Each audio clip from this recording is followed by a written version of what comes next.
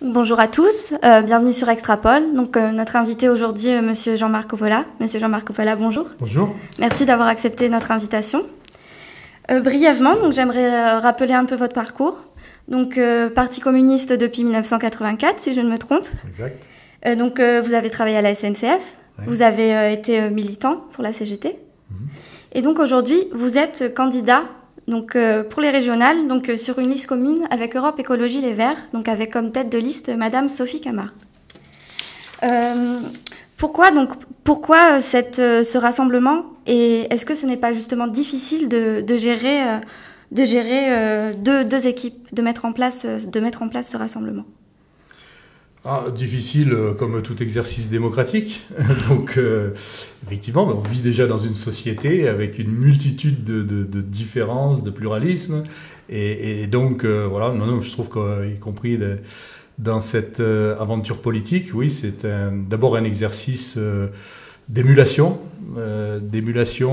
d'épanouissement, où on s'enrichit de l'autre à la vitesse grand V, parce que vous savez, une campagne, c'est assez rapide.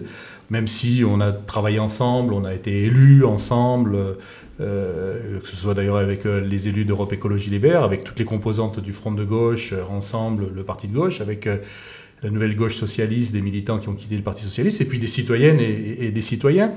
Donc c'est le qualificatif, c'est d'émulation, et en même temps c'est une liste d'émancipation vis-à-vis du Parti socialiste, liste de la liberté, quoi. D'accord. Parce que justement, donc il a été entendu, notamment au niveau du PS, que cette alliance pouvait justement diviser la gauche. Qu'en pensez-vous ? C'est un exercice de clarté et de cohérence. Je crois qu'à un moment donné, oui, la gauche est diverse, mais en même temps, je pense que certaines composantes de la gauche, le Parti socialiste qui gouverne aujourd'hui notre pays, tourne le dos aux valeurs de la gauche, aux idéaux de la gauche. Et donc, il y avait un besoin de clarté. Ça nous était demandé. Et effectivement, avec Europe Écologie Les Verts et les composantes du Front de gauche, on a souhaité montrer que la politique, d'abord, peut répondre aux besoins, aux aspirations, aux préoccupations, alors qu'aujourd'hui, la démonstration est faite d'une certaine impuissance de la politique. Quand on rencontre les gens, ils se détournent de la politique parce que ça ne répond pas justement à leurs attentes et à leurs préoccupations. Et puis porter une ambition surtout de mener des politiques où l'humain est au centre et non pas d'autres considérations. Souvent c'est l'argent, c'est l'économie, c'est la finance, etc.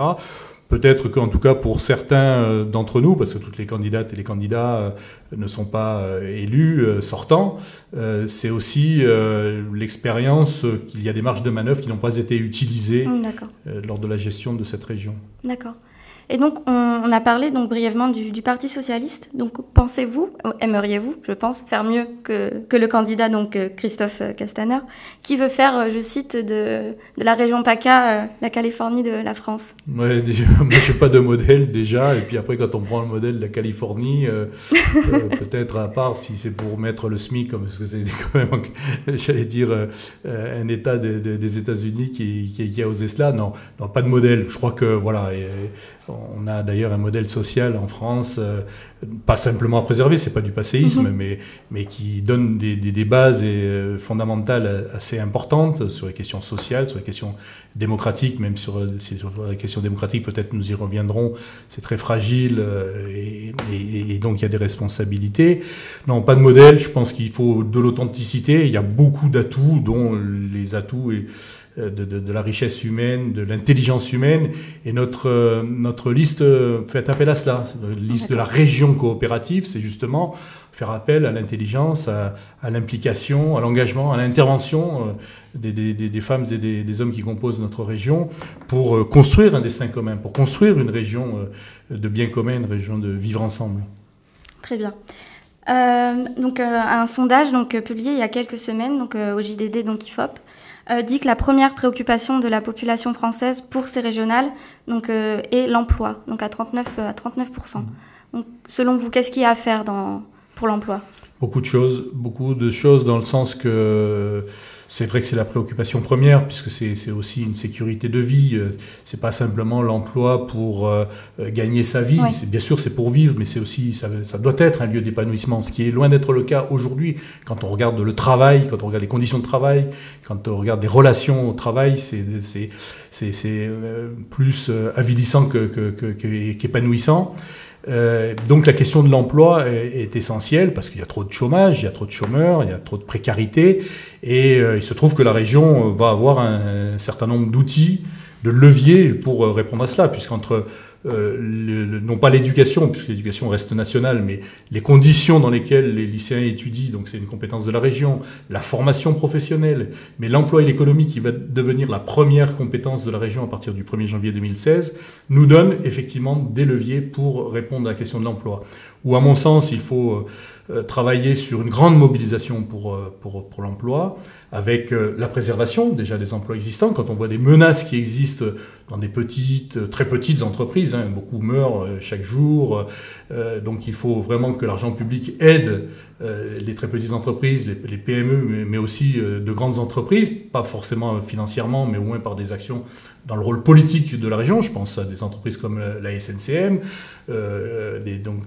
avec la Corse et le Maghreb. Je pense à Nexis, qui est une entreprise de pointe, innovante, qui avait justement inventé l'idée d'énergie solaire à travers des baies vitrées et qu'on veut sacrifier. Donc c'est un non-sens. Donc préserver. Ensuite, développer dans un certain nombre de filières innovantes. Et là, on développe et on s'appuie sur l'économie sociale et solidaire ou des filières innovantes et sur tout notre programme en matière d'énergie renouvelable. Donc voilà, il y a beaucoup d'intelligence, il y a beaucoup de brevets d'ailleurs issus de notre pays et de notre région, et on a de quoi mobiliser. Mais ça veut dire aussi partir vraiment de la compétence initiale, donc les lycées, où on peut agir, on doit agir, par exemple, sur la lutte contre le décrochage scolaire. J'étais étonné aussi qu'après l'emploi, notre proposition est beaucoup plébiscitée, la lutte contre le décrochage scolaire. Pourquoi ? Parce que pour des raisons diverses, des jeunes décrochent à 14, 15, 16 ans et ne savent pas forcément, n'ont pas forcément de projet de vie, de projet professionnel, mais ce projet peut se construire un peu plus tard, à 20 ans, à 25 ans, mais ils n'ont pas la possibilité pour autant de reprendre des études, de passer le bac ou d'ailleurs d'avoir de mener des études supérieures. Et donc on peut pas dire une sécurité d'emploi et de formation tout au long de la vie, c'est-à-dire soyez flexible et acceptez de quitter un emploi, partir en formation pour avoir un emploi, et en même temps avoir, dans cette tranche d'âge 15-25 ans, des gens qui décrochent avec tous les risques que ça peut avoir. Et l'actualité nous montre aussi que pour les jeunes, parce qu'on est interpellé par des parents qui voient leurs enfants aussi décrocher, ne plus avoir d'avenir, comme ça, on ne peut pas sacrifier une vie comme ça. Donc il y a vraiment une action en la matière, et très franchement, on a des propositions et des idées pour combattre le chômage et la précarité. Donc toujours dans ce sondage, l'insécurité arrive en deuxième position comme préoccupation principale des Français. Donc l'insécurité, grande thématique du Front National. Est-ce que vous ne pensez pas justement avec les attentats qui ont lieu la semaine dernière, est-ce que ça ne va pas justement changer la donne au niveau des régionales? Est-ce que vous avez dû, par exemple, modifier votre façon de fonctionner dans ces régionales ou pas, avec justement ce qui est arrivé la semaine dernière? Forcément, ces événements dramatiques, d'abord, nous ont conduit par décence, respect envers les victimes, leurs familles. Nous avons donc suspendu notre campagne. Ça ne veut pas dire que nous ayons cessé d'aller sur le terrain, de rencontrer justement les gens, parce qu'ils avaient envie de parler, ils avaient envie aussi d'entendre quelle était notre opinion sur ces événements, comment y remédier, comment combattre justement le terrorisme. Et certains se complaisent simplement à regarder les effets, et donc une insécurité ou un sentiment d'insécurité. Là, manifestement, il y a quand même une exigence de sûreté qui est la première exigence à laquelle doit répondre l'État, c'est l'exigence de sûreté. Et quand je dis exigence de sûreté, c'est pas simplement au vu des délits, des crimes, etc. C'est déjà une sécurité de vie. qu'il demande. Donc c'est répondre à tous les besoins les plus élémentaires, les plus vitaux de santé, d'éducation, de formation, de logement, tous ces droits fondamentaux auxquels la politique, ou en tout cas les politiques gouvernementales, ne répondent pas ou ne répondent pas suffisamment. Et après, sur les questions de sécurité sécuritaire, bon, ça fait longtemps que nous réclamons, nous, des moyens plus importants, humains et matériels, pour la police, pour la justice, mais austérité oblige. C'était toujours des moyens, y compris chez les pompiers, dans les personnels des hôpitaux, chez les soignants, etc. Donc il y a à répondre à cela. D'ailleurs, on fait réfléchir sur l'idée, c'est bizarre, puisque avant ces événements tragiques, c'était des économies partout, et donc pas simplement pour les collectivités, mais c'est aussi pour les services publics. Et puis là, subitement, certains dirigeants politiques, le président de la République, le Premier ministre, prennent conscience qu'il faut mettre des moyens. Ils trouvent les moyens, puisqu'on met de côté le pacte de stabilité pour faire un pacte de sécurité. Moi, je suis pour qu'on ait aussi un pacte de croissance, justement, pour l'emploi. Donc ça veut dire que les moyens existent, il faut aller les chercher, il faut avoir le courage, justement, d'aller chercher ces moyens par une grande réforme de la fiscalité. Voilà, donc c'est pas simplement accroître les lois sécuritaires, parce qu'on a le droit de se poser des questions sur leur efficacité, tirer les enseignements des lois sécuritaires, parce que si c'est pour ce que nous vivons aujourd'hui avec un état d'urgence, faire repousser les libertés fondamentales et les droits, c'est certainement pas la solution. Donc l'exigence de sûreté, on l'entend, il faut y répondre. Ça ne veut pas dire pour autant qu'il il faille voter extrême droite pour pouvoir avoir cela, puisqu'ils sont plutôt dans un état d'esprit toujours, et je le déplore, de haine, d'opposition des uns contre les autres, de stigmatisation, de violence, etc. Et s'il faut justement combattre toutes les violences qui existent et à travers les réseaux sociaux, il faudrait peut-être que soient condamnés et punis ceux qui appellent, ceux qui ont une responsabilité politique et qui appellent ouvertement aussi à la haine, à la violence, comme je peux l'entendre par des élus Front National à la région ou dans d'autres hémicycles de collectivités. Quelle serait votre stratégie justement pour contrer cette instrumentalisation que le FN peut faire des récents événements ? Je crois que c'est ce que nous faisons, vous posiez la question, est-ce qu'on a repositionné ? Bon, c'est certain qu'on s'éloigne des enjeux régionaux. On avait déjà du mal, avant les attentats, de parler de la région. Certains médias jouaient le jeu quand même pour nous aider à parler, la région, ça sert à quoi ? Quel rôle ça a dans la vie au quotidien ? Et c'est vrai que suivant par qui est gérée la région, on répond aux besoins et à la vie des gens, ou au contraire, on répond toujours à la finance et à des exigences économiques ou financières.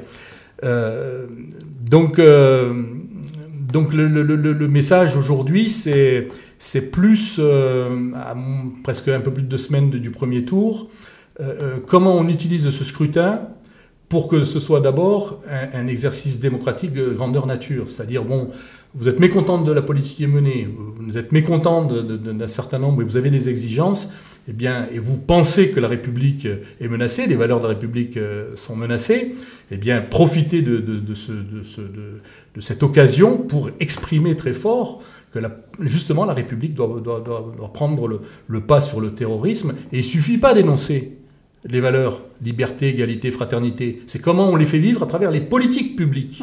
Je pense sur les compétences de lycée, qu'est-ce que ça signifie ? L'école de la République, l'école de l'égalité. Et donc, c'est comment on traite les jeunes, quel que soit leur endroit sur le territoire, quelle que soit leur catégorie sociale, qu'ils soient traités de la même façon et qu'ils aient accès aux mêmes droits, pas la même chance, aux mêmes droits, justement. Et donc, c'est faire respecter tout cela. Pareil sur la liberté. Vous savez, la veille des événements, donc des attentats de Paris, après une déambulation dans Marseille et plusieurs initiatives, le soir, j'avais centré mon propos sur les libertés. Parce que je trouvais justement que dans cette campagne, la question de la liberté de penser, de réfléchir, de critiquer et d'agir était malmenée. Puisqu'on nous disait toujours, regardez les sondages, qu'est-ce que vous allez faire au second tour, niant déjà le premier tour. Donc, c'est une question de liberté, et ça me paraît essentiel. Et je montrais comment on était repoussé par l'interdiction de distribuer des tracts en gare Saint-Charles, l'interdiction de distribuer des tracts sur le Vieux-Port. Là, aujourd'hui, avec l'état d'urgence, c'est l'interdiction de se rassembler, etc. Et donc, profitez de ce scrutin où vous avez du choix au premier tour, le 6 décembre, pour un sursaut civique, pour un sursaut démocratique, et dire, ben voilà, on va pas se laisser malmener par les terroristes, mais on va pas se laisser malmener aussi par des politiques libérales qui, justement, mettent à mal notre modèle social et puis les droits les plus fondamentaux qu'on a conquis dans ce pays. Vous avez aussi souvent émis l'idée de mettre en place une gratuité des transports. Donc comment cela pourrait être réalisé et dans quelle dimension ? Ben, c'est pas si utopique que cela, puisque lorsque nous avions posé cela en 2010, donc je me rappelle, c'était dans la campagne des régionales, seul le Front de gauche l'avait proposé, on était bien seuls, et on nous montrait du doigt en disant vous êtes des démagogues, vous êtes électoralistes, vous faites ça par électoralisme, etc. Alors que notre but, c'était d'abord d'entendre ce qui se passait, d'entendre les aspirations, et on avait constaté qu'il y avait une difficulté pour se déplacer, particulièrement dans cette région, hein, où vous le savez très bien, il y a une concentration de la population sur une faible partie du territoire, et des déplacements qui sont toujours plus difficiles, d'ailleurs que ce soit par route ou par train. Oui, oui. Donc, et pour les plus jeunes, alors là c'est la galère la plus totale, suivant où ils habitent, donc il fallait répondre à cela. Et donc la question que l'on posait à travers cette gratuité, parce que c'est gratuité, il y a toujours quelqu'un qui paye, donc oui, c'était simplement de poser la question de la société dans laquelle nous voulons vivre. Est-ce que nous voulons vivre dans une société où chacun vit en fonction de ses moyens, donc vous imaginez les inégalités, elles existent mais elles seraient encore plus fortes, ou est-ce que pour les besoins les plus fondamentaux, qui sont des droits, l'éducation, la santé, les transports, l'énergie, le logement, eh bien ça doit être accessible à tous, avec une modulation tarifaire ou même quasiment la gratuité, payée par, j'allais dire, une contribution commune. Et cette contribution commune, c'est quoi ? C'est l'impôt, mais à condition qu'il soit juste. Il n'est pas juste aujourd'hui. Donc la fiscalité n'est pas juste. Alors j'entends les présidents de la République se succéder, surtout quand ils sont candidats, une grande réforme de la fiscalité, puis remettre ça au calendrier grec à chaque fois qu'ils sont au pouvoir. Aujourd'hui, il y a des injustices, il y a des inégalités fiscales, et donc il y a un manque à gagner sur des contributions collectives justes pour payer justement ces droits fondamentaux. Donc l'expérience a montré que nous avons créé la carte ZOO, donc à la suite de la campagne de 2010, pour les jeunes de moins de 26 ans. Et puis tout le monde d'abord a voté, c'est à mon grand étonnement. Certains même se sont récupérés la paternité de l'initiative, mais on n'avait pas breveté. L'essentiel, c'est que ça fonctionne. Et puis aujourd'hui, tout le monde dit « Ah ben c'est pas si cher que ça, et puis ça marche, et puis ça répond, puisqu'il y a 50 000 cartes ZOO pour les jeunes de moins de 26 ans. » Et aujourd'hui, il faut le poser, parce qu'on a créé forcément une inégalité avec les autres régions qui n'ont pas fait ça. Il faut le poser à l'échelle du pays. Et je suis content que d'ailleurs, quand je regarde les campagnes régionales un peu partout, tout le monde dit modulation tarifaire, accessibilité des transports, jusqu'à la gratuité, etc. Ben, c'est bien, parce que ça veut dire que c'est un débat qui est maintenant posé sur la table et auquel il faut répondre. Les moyens existent, il faut aller les chercher. Et donc, plus concrètement, là, à partir du prochain mandat, il se trouve que la région a, outre les compétences sur les trains express régionaux, va avoir justement la compétence sur les transports interurbains. Donc on va pouvoir avoir des correspondances entre les différents modes de transport. Donc il va falloir mettre en place un pass multimodal, un pass donc avec le même ticket, voire la gratuité. Et bien on passe d'un car, un bus à un métro, un train, etc. Et pour faciliter les déplacements. Je regardais un rapport là, il y a à peu près 3 semaines, un mois, du Secours catholique, qui disait justement un des éléments très forts dans la précarité, c'était la question des déplacements, la question des transports. Donc il faut y répondre. On est la 6e puissance du monde, donc si on n'a pas les moyens financiers, après il manque la volonté politique, mais la volonté politique c'est justement l'intervention des citoyens pour obtenir cela. Vous avez parlé de révolutionner la politique. Qu'est-ce que ça veut dire révolutionner la politique ? Ça veut dire, oui, changer les pratiques de la politique, pas pour être à la mode, mais simplement en partant de l'expérience. quand on me pose la question, est-ce que vous êtes comptable du bilan de Michel Vauzel? Je dis d'abord, c'est pas le bilan de Michel Vauzel. Bon, certes, c'était le président de la région, mais je sais que les institutions sont très présidentielles dans notre pays. C'est pour ça que je fais plutôt partie de ceux qui appellent à une 6e République, plus démocratique, plus citoyenne, plus solidaire et plus écologiste. Et donc une 6e République, ça veut dire aussi voilà, changer des pratiques de façon à créer les conditions d'une intervention citoyenne plus active, plus permanente. Toutes les avancées qu'il y a eu dans cette région, le triplement de l'offre ferroviaire, plus de trains chaque jour, toutes les actions en direction des jeunes, pas celles qui sont liées à nos compétences, mais je pense aux actions pédagogiques, aux actions éducatives, aux actions culturelles, tout ce que nous avons fait, les pôles régionaux d'innovation dans l'économie solidaire, tout ce que nous avons fait, c'est parce que nous avons mis dans le coup des acteurs sociaux, économiques, des citoyennes et des citoyens, et ces idées, elles sont venues de cette mise en commun. Et bizarrement, depuis 2012, parce que il fallait accompagner l'austérité imposée par le gouvernement, eh bien, j'ai vu que dans une composante, les élus socialistes, pour ne rien cacher, dans ce mandat, lever le pied sur la démocratie participative. On parlait moins de démocratie participative. C'est certain que... pourquoi en parler moins? Si jamais on dit aux citoyennes et aux citoyens quels sont les besoins, je ne dis pas de basisme, hein, dites-nous ce que vous voulez, on va faire. Il ne faut pas tromper non plus les gens. Il faut garder le sens des responsabilités et dire oui. Ça ne veut pas dire qu'il faut nier les besoins, mais dire bon, où sont les responsabilités, où il faut aller chercher les moyens pour le faire. Mais dans cette période-là, on a moins mis dans le coup, certains ont moins mis dans le coup les gens.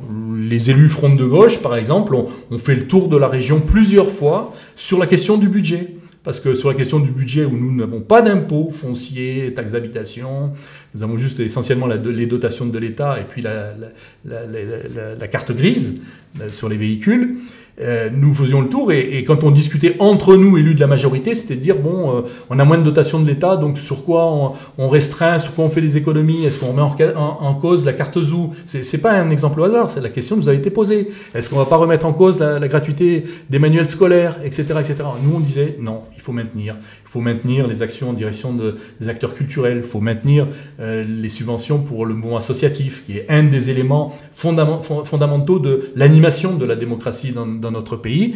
Et donc, desserrer les taux, voilà, c'était chercher des moyens ailleurs. Alors bon, il se trouve que les moyens, c'est souvent aller faire plus d'emprunts. C'est notre seule variable d'ajustement.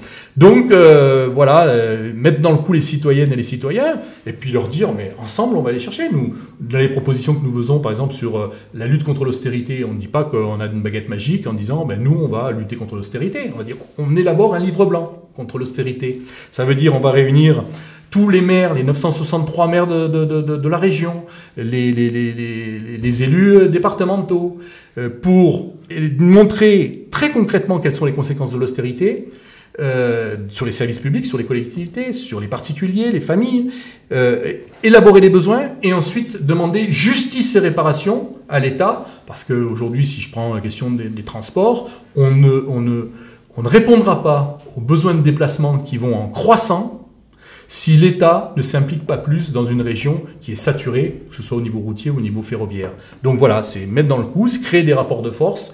Et la région coopérative, c'est justement créer des espaces citoyens où on élabore, on ne demande pas simplement l'avis aux gens, on élabore des politiques publiques justement, qui répondront à leurs besoins, alors avec des moyens.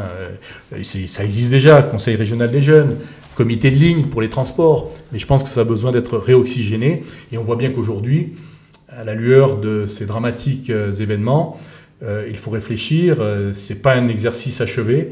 Qu'est-ce que ça signifie aussi une démocratie active? Qu'est-ce que ça signifie une société de vivre ensemble, de bien commun? Voilà, on n'a pas des réponses toutes faites, mais plus on mettra d'intelligence, et il y en a 5 millions dans notre région, et plus on trouvera les solutions. Très bien. Monsieur Coppola, donc je vous remercie d'avoir répondu à nos questions et de nous avoir accordé un peu de votre temps, et je vous souhaite une très bonne continuation dans votre campagne. Merci beaucoup de nous avoir invités.